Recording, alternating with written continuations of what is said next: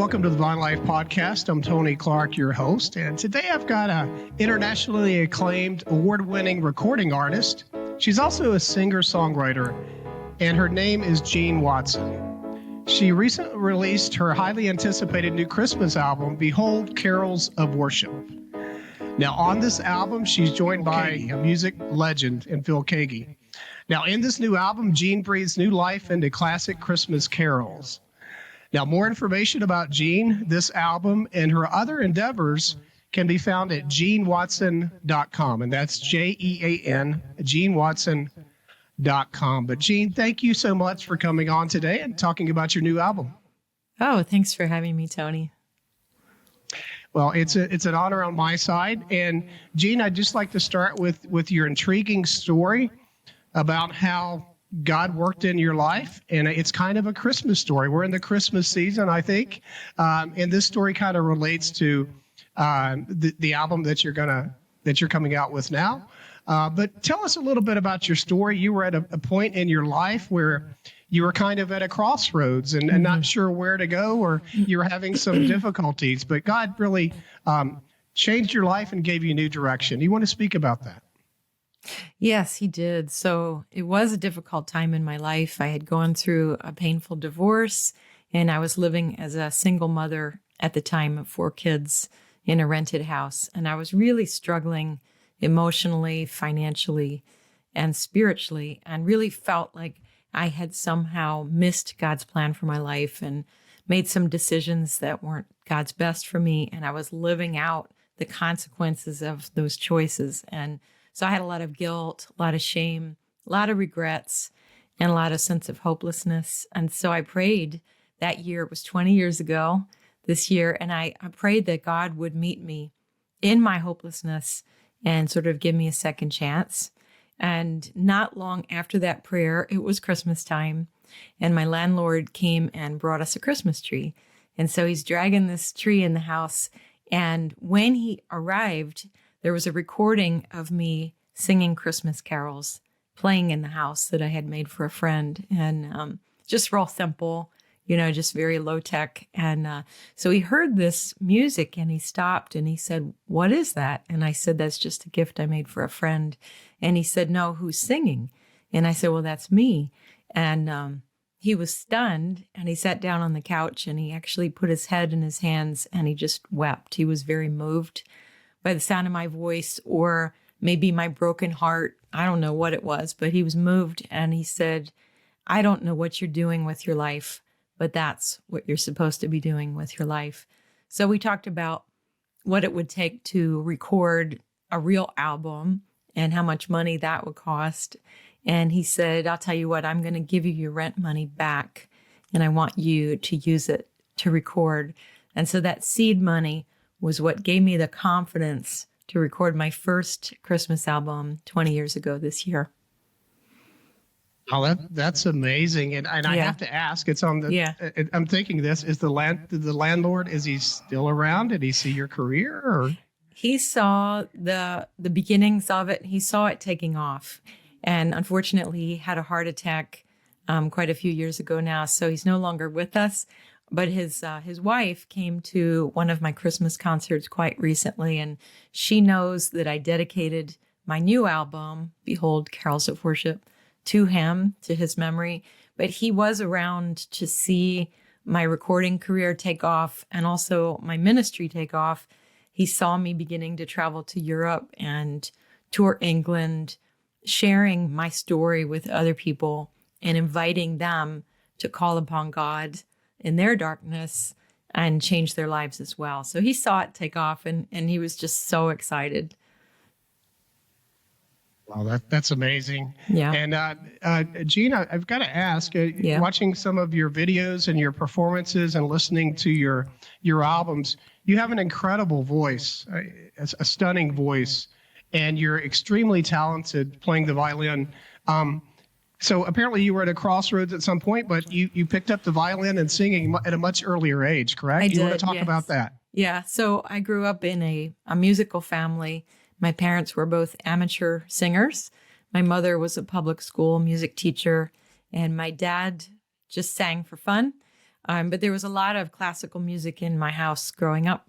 And when I was a little girl, my mother gave me a little plastic record player and Christmas records and classical music. And so that's what I grew up listening to, and folk songs of the world. It was very conservative music. And so those things, I was brought up in that environment, and my dad used to take me to the symphony. And so I wanted to play an instrument. And when I was 7, they introduced the stringed instruments in our public school. I was going into 3rd grade. So I saw a violin. That was the first instrument that was shown to me. And I just kind of said, okay, I'll take that one. So I love to tell people that if they had shown me a tuba when I was 7, I'd be playing tuba concerts. So I started playing the violin, and I just, I guess I was good at it. It came very naturally to me. And then I ended up pursuing violin as a career. I went to university and got a master's degree in violin performance. And I always thought that would be my career, but God had other plans for that gift. Well, I guess thank God that the first instrument that you did not see was an accordion or something like that. Huh? Exactly. Yeah. So let's fast forward. You've had many albums since then, and the album that's out currently is called "Behold Carols of Worship." Mm-hmm. And if you don't mind, can we go through each song, and I'll just get your thoughts on each song on each track on the album? Oh, that would be fun. Yeah, I'd love that.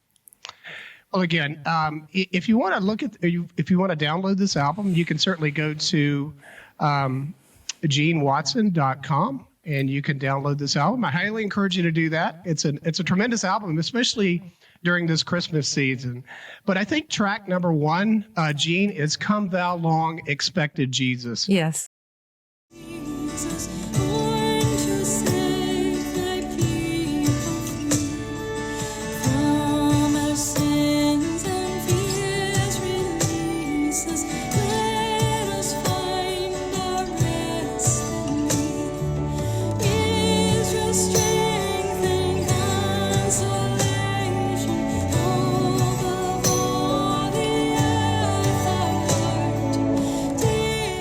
Your thoughts on this? Tell me the recording process. How did this come about? Well, that was a song that had been on my heart for a long time. I just couldn't get it out of my brain. It was one of those things that at some point in my life, I need to record that. But if you've heard the original hymn, it was written in the 1700s by John Wesley. And it's a lovely hymn, but it just kind of, the words are kind of archaic. And I thought, what can I do with this that will help this generation of listeners connect with this great song? And so right before I went down to Nashville to record, I got this idea to add a new chorus to it that would help us connect with the words personally, because the verses are talking about a future tense. Come, thou long expected Jesus. And the irony of the song is that, well, Jesus has already been born. He's already come, at least a savior. And so how do we connect with that? And so I thought, you know what? We can all use more of God. I can use more of the Lord every single day of my life. So I wrote this chorus that brings it into the present, that says, come, shine your light upon us. Come, rule and reign among us. Come and be more a part of my life. And so it suddenly became a great worship song. And I went to Nashville and played it for the producer. He did the strangest thing. He brought out a number 2 Ticonderoga wooden pencil, and he started hitting it on the guitar strings with this crazy rhythm. And he's like, what do you think about this? Like, what if we gave it this rhythmic drive behind the words? And I was like, oh, go for it. That's wonderful. So if you listen carefully to the song, you will actually hear the pencil bouncing on the strings. And then we built the arrangement actually on top of the pencil, as strange as that sounds. And then the icing on the cake was bringing Phil Keaggy into the mix. And you can hear some of his just crazy, wonderful electric guitar licks in between the words. And I just think the whole arrangement went over the top. Absolutely. It's an Yeah. amazing song. And I'm curious, how did you get hooked up with Phil Keaggy of all people? Right. About 10 years ago, I had done an earlier Christmas album. I've recorded a lot of Christmas music, and I was working with Billy Smiley at the time. And I told Billy that I wanted to record a particular song with him. I could hear Phil's, like some of his early acoustic guitar work. I could hear some of that on this song. It was "Do You Hear What I Hear?" And so he called Phil and asked him if he would be willing to collaborate with an unknown artist. And Phil is such a gracious and humble man, and he came alongside me, and we ended up doing a video together. We later performed together and have recorded many, many songs together. And it's just a wonderful blend between his varied styles of guitar playing and my voice and the violin. It works really well together, I think. Absolutely. It's definitely an amazing chemistry. And Yeah. so you're known as a classically, I guess, trained violinist. Yes. How much did you how much did you play on this album? What was the process in that? I think I'm playing on 3 of the songs. I don't like to play on everything because otherwise I feel like it's not special anymore. So we save the violin for those moments where it really shines. There's a big violin solo in the French Carol, which I think is the second track. And then I do a little bit of Celtic fiddling on 2 of the other songs, and just some fun little sparkly violin additions. I've got to ask, this is kind of a oddball question, but the difference between a fiddle and a violin, is there a difference? I knew this was coming. Understand. I knew this was coming. Yeah. There's really not. It's the same instrument. It's just the style in which you play it that makes it either a fiddle or a violin. Like certainly the instrument might be set up a little differently for one style or another, but it's really exactly the same thing. So, yep, depends on the person playing. Yeah, I've just always, because I'm not a musician myself, I always wondered the question, or the answer to that question. Yep. Jean, you want to talk about some of the other contributors on this album? Right. The producer is Grammy Award-winning Jonathan Crone, and he's just a genius. He's been doing my programming work and a lot of guitar work for me for many, many years. He's a young guy in Nashville and just has this brilliant mind that can envision what the sound needs to be for every voice. And he's worked with so many big names, Amy Grant, CeCe Winans, recently produced a song for Dolly Parton.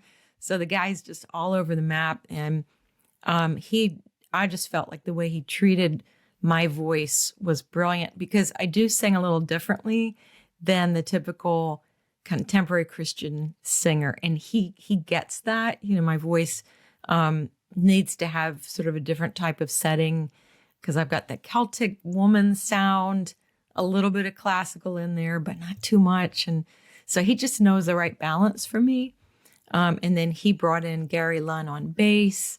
Who else did we have? Ken Lewis did our percussion work for us. We had Blair Masters on keys. He's played with me for many years. And Phil Keaggy, of course. And I think the rest of it was just the 2 of us. Well, an amazing list of contributors there. Yeah. You mentioned that you played on French Carol. I think that's the next track. You want to speak about that title, that song?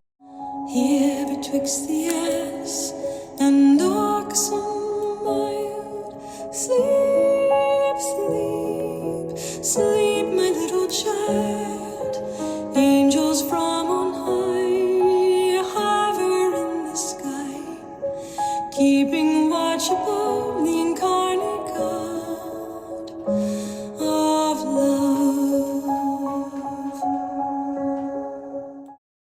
That title, that song? Yes.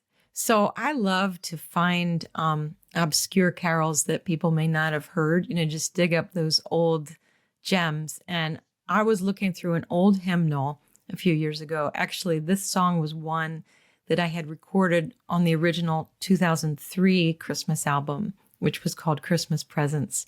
And it's a beautiful 13th century French carol that I found in an old hymnal. I think that very few people would have heard it, but it's a lullaby for the baby Jesus, kind of sung from Mary's perspective. And it's just so stunning. And so the arrangement that we did is very ethereal. You'll hear me singing these super, super high Mariah Carey notes. You wouldn't even know it's my voice, but it really is. They're extremely high. And we just created this angelic atmosphere for the words to settle into. And the words of the song speak about the angels, the seraphim that are hovering around baby Jesus, who's this great God of love, which the song speaks about him being this incarnate God of love. So I sing most of it in English, and then I come back at the end and I sing the first verse again in French. And so it's just really special. You just close your eyes and experience it.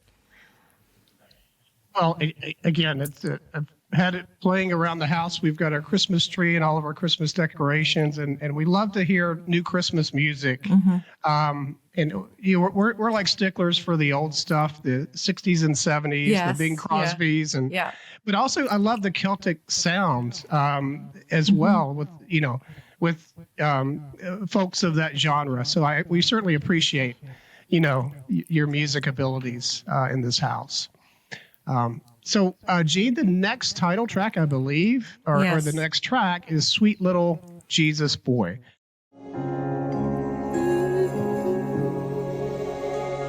Sweet little Jesus boy, born in a manger. Sweet little holy child, we didn't know who you were.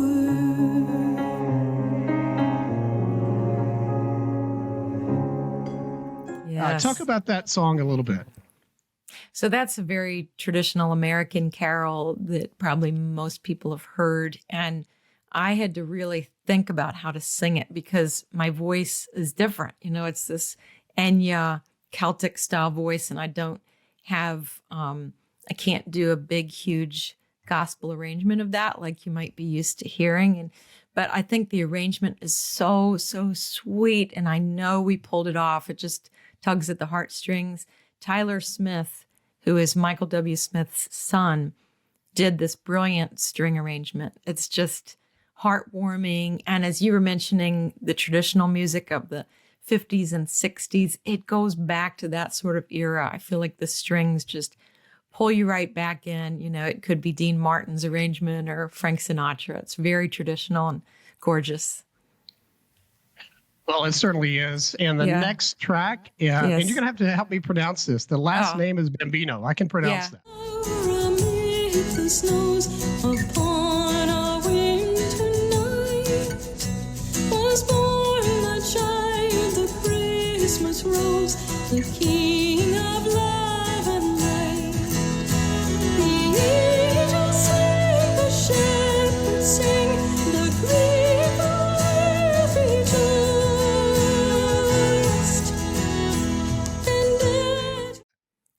GESU, Bambino. I actually don't speak Spanish, so I might be getting that wrong, but I speak French, but not Spanish. I had heard David Archuleta sing that with the Mormon Tabernacle Choir, and it was another one of those songs that I could not get out of my brain. It's like, I need to sing that. It sounds really hard to sing. You have to have some classical trained chops to be able to sing it. Not everybody can do it. It's got a huge range, and but I wanted to try, and so we did, and we gave it a really wonderful Celtic flair. It's got the fiddle in it, and we kept the instrumentation much more like acoustic with cajon, just hand drums, and the fiddle and mandolin is huge in that. So it's a little bit more folksy sounding than the others, but just makes you want to get up and dance. Absolutely. So let's go on to the next track, and it's called the Holly, and the Ivy. What's that song all about? The holly bears a prickle as sharp as any thorn, and Mary bore sweet Jesus Christ on Christmas Day in the morn. Oh, the rising of the sun and the running of the deer, the playing of the merry organ, sweet singing in the choir. So that's another really old carol. I couldn't find, I love to research the history of these songs. So this one, I could not find a date, but we're seeing it probably show up in songbooks in the early 1800s. These words are starting to appear, and it's this beautiful analogy of the holly and the ivy, and, sort of comparing that to Jesus Christ. And I don't fully understand the analogy, except that the holly and the ivy, these are two plants that in Europe would have stayed green 12 months of the year. And so they'd use them to decorate because they were always green. And so I love that imagery of the holly and the ivy always being this eternal life, this endless source of joy and hope and peace, even in the darkest times, which is what Christmas is all about. And so I took this old song, it's been recorded many times, and I'm always thinking, how can I genify this? What can I do? And so we really made it Celtic again, got the fiddle in there. And then I recorded, I had heard Jessie Norman's recording. She's an opera singer who's passed away, but she does this traditional version with a boy choir. And it just is so angelic and worshipful. So I wanted to sort of incorporate the sounds of bells and, again, some really high vocals. So if you close your eyes, you might feel like you're in a church and then there's a boy choir in there somewhere, and just very angelic sounding. I love how the arrangement turned out. Well, and you mentioned going back and looking for those very old songs that many people have forgotten. And Yeah. you have to wonder how many old hymns, how many old poems that speak of eternal things are lost. And, Yes. but I love that you're digging in the past and you're digging up these gems and putting a new spin on this music. Yeah, it's really fun for me. I mean, it's great music. The words are so wonderful. And I love arranging. I think it's probably my favorite thing to do as I prepare my albums is coming up with arrangement ideas. How can I, again, put a spin on this that's different and that's authentic to who I am? I've wasted a lot of time trying to sound like other people, so I try not to do that anymore. It's like, how has God created me to sing? And what does he want this music to sound like? So that's a lot of fun for me. I'm going to take a quick rabbit trail here, but you Okay. sparked some interest in me. You mentioned that maybe at one time you were trying to sound like other people. Yeah. Why is there a temptation, I guess, with musicians or singers, songwriters, to sound like maybe their idol or the ones that have Yeah. influenced them so much instead of putting your own spin on things? Why do you think that is? It's a really difficult thing to be, particularly a Christian artist and recording artist, because what we do is art. And in order for that art to be appreciated, it has to be heard. And the tricky thing is, so how do you get heard without trying to promote yourself and become popular? How can we do that and keep it pure without us being the center of attention? And the temptation is always there to, well, if I want to be heard, then I should do what this person did because they're heard and they're loved and they like that. So if I try to be like that, then they'll like me, and I'm guilty of that. And I think I was heavily influenced in the past by other people I was working with who would say, well, hey, you need to sound more like Sandy Patty, for instance, or Amy Grant, or plug in the name because that person was successful. And whenever I tried to do that, it was a miserable failure. And it ends up not connecting with the listener because, in my experience, what connects with the listener is the heart. Just like my landlord, that music that I did was so simple and really raw, but it broke his heart. I mean, he heard me sing and was a bucket of tears. And it was the authenticity of my voice, not the perfection of my voice. So to me, it's like the greatest singers of all time that we think of as icons, Elvis Presley, just plug in the name. They're not always the greatest singers, but they were authentic to who they were supposed to be. And that's what made them beloved. And so, my advice to younger artists that are starting out is always be yourself and get rid of fear and that sense of, I've got to sound like this person to be successful. You're only going to be successful when you're exactly who God made you to be. And I was going to ask you that question as well, and you kind of answered it. What advice would you have with folks that are trying to use their talents on a bigger scale, possibly, or what type of attitude should they have, especially if they're followers of Christ? How should they use that gift just to express who they are and that their individuality, that, God has given them a soul and that we're all unique, but he's given us different gifts, and how do we express that, especially if we're musicians or artists? And I appreciate that answer. Mm-hmm. I think it's really important to have vision.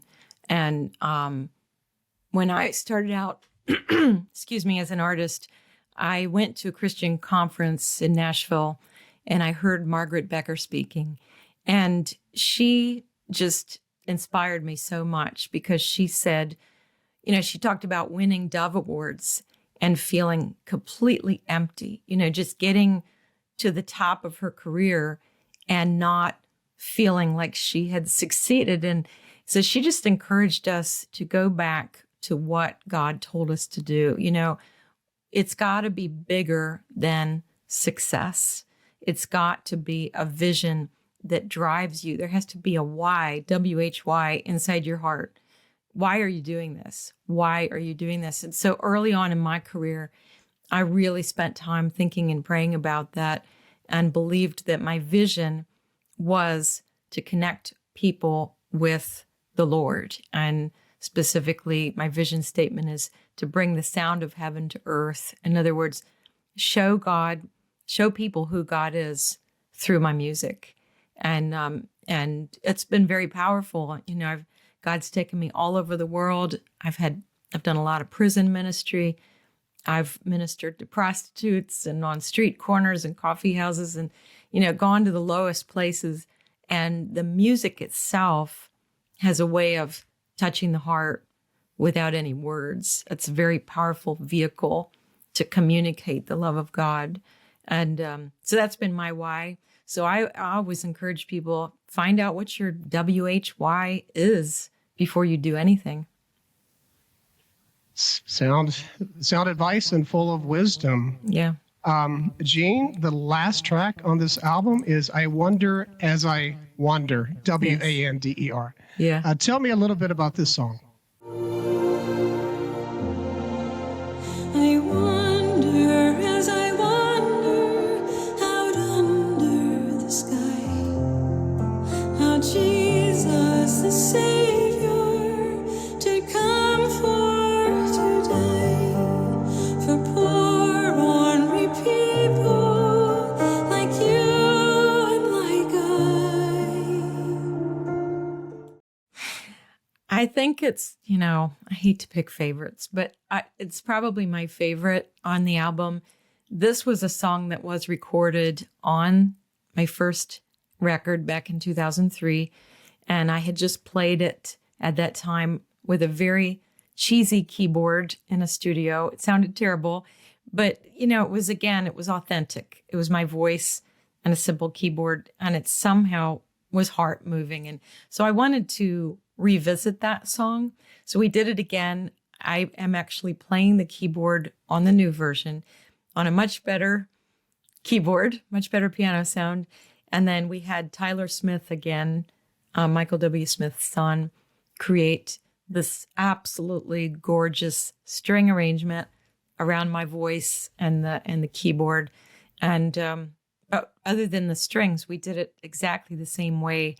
And it's really stunning, worshipful, and especially for me, I listen to it and it brings me so much joy to hear the song 20 years ago and then hear it again today and just see the joy of the journey that God's brought me on during that time.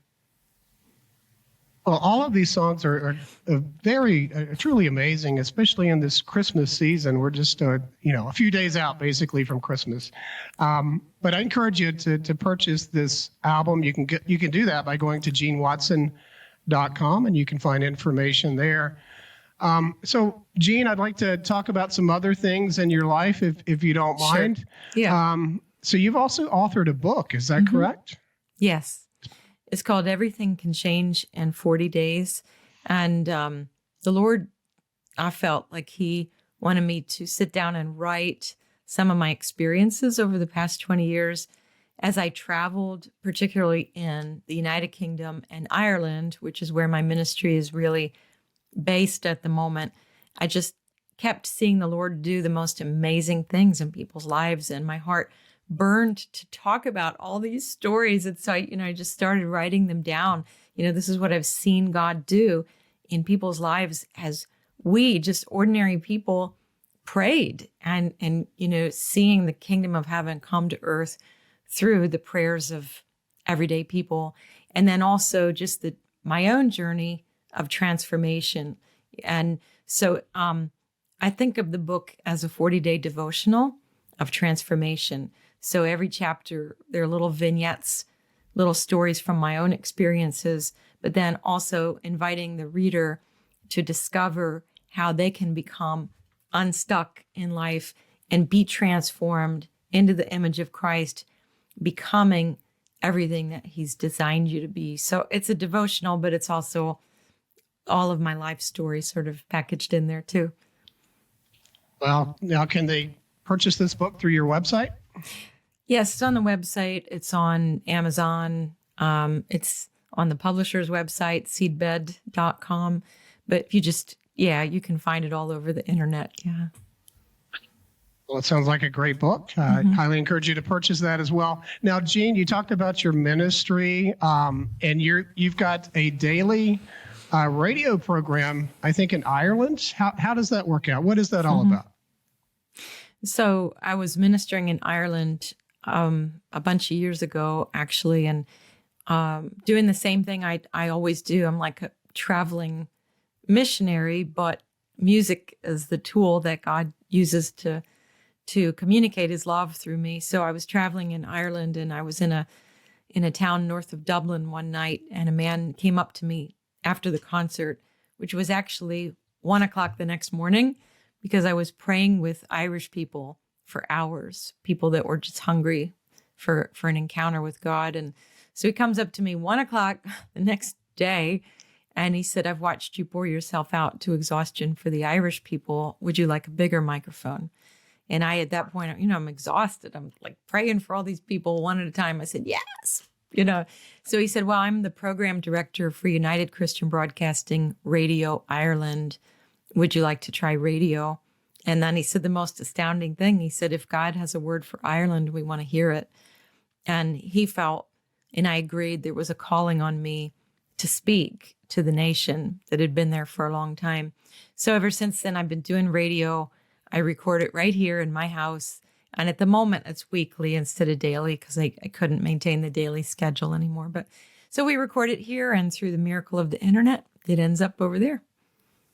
So just the platform or the content of this radio program, if you could just kind of boil that down, what are you talking about? Are you singing? What are you doing on this radio program? So this is just speaking, and it's however long I want to talk, really. They love to just let me talk. So it's kind of like a blog. And so I will just on a weekly basis be chatting about my life and what God's speaking to me. And I'll incorporate some scripture in there. And just it's a time of encouragement. It's very basic because I want anybody that tunes in to be able to relate to it. And they love it. First of all, I think it works really well because my accent is different. just like we're fascinated with them, they think I'm different. And I come from this strange land called Michigan, and they can't figure out whether I'm Catholic or Protestant, which is a big deal over there. So it's kind of the mystery of my otherness that draws them to me and connects me with that audience. I'm curious with your voice, Yeah. with your talent, it kind of relates to that Irish, that area over there, that Celtic feel. Do you have you had like a heart's desire for that part of the world, or Yes. because it really matches your gift so well? Yeah, it does. And it's a little unusual because I'm not Irish. I don't have Irish blood, really. But when I was growing up in ninth grade social studies class, I did a report on the nation of Ireland, and I made a report cover of green construction paper, pictures from National Geographic. It was very simple, but I kept that picture with me for the rest of my life. I still have it, and I couldn't throw it away. I couldn't explain it, but I knew in my heart that if I didn't go there someday before I died, that I would have missed something significant. And I didn't understand it at the time, but it was just this deep, deep desire to go. And so finally the door opened for me to go to Ireland and perform. And of course, the Irish people connected with my sound because it was a little Celtic. I could play an Irish fiddle tune, and my voice was very gentle and sweet and different from how they expected an American to portray themselves. They see us as very brash and confident, and I came in with this gentleness and this sweetness and this attitude of humility, which was very disarming to them, but it drew them to me. It's like, she's approachable, she's vulnerable. So all of a sudden I was getting invitations to do conferences and speaking events and concerts and what have you all over the Republic of Ireland and also Northern Ireland. It was just really connecting with that culture. But I think, like, how we know what we're called to do is where the joy is and where the desire is leading us. And I knew in my heart that there was a reason I needed to go. And when I'm there, I'm just filled with joy. I just know that's where one of the places he's really primarily called me to serve. Oh, do you get over there often? Because that's quite a journey. It's been once a year. I'll go over for a week since COVID. It used to be more often than that. I'm hoping maybe in 2024 to get over there a couple times, because when I go, it's a packed schedule with a lot of traveling to try to get as many places as possible. But we'll see. And again, through the internet, I can always do that radio ministry, which is very powerful. Well, it certainly is. And Jean, do you have what's on your agenda? What's on your calendar? What do you have coming up? I just finished a really busy travel schedule with Christmas concerts. You actually caught me the day after my Behold tour. So I had 11 concerts in the past 2 to 3 weeks. It was very full. And so today was kind of a rest day, a good day to catch up with me. So the new year, I have conferences in Montana, Pennsylvania that are set up. I'll certainly go back to Ireland. I'm going to do some more recording for sure, because another joyful spot for me is the recording studio. So I'm always making music. And I want to go to France, believe it or not. As I alluded to earlier, I speak French, and I feel like the Lord wants me to go there. I have some friends in France that I want to see, and also look for some outlets for the ministry and the music over there.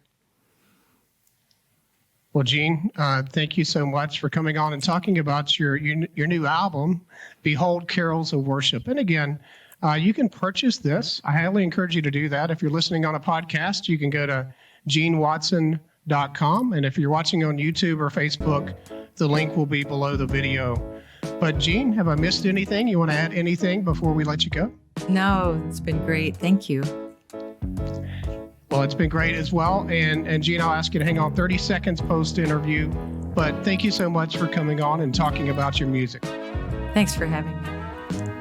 Absolutely. And until next time.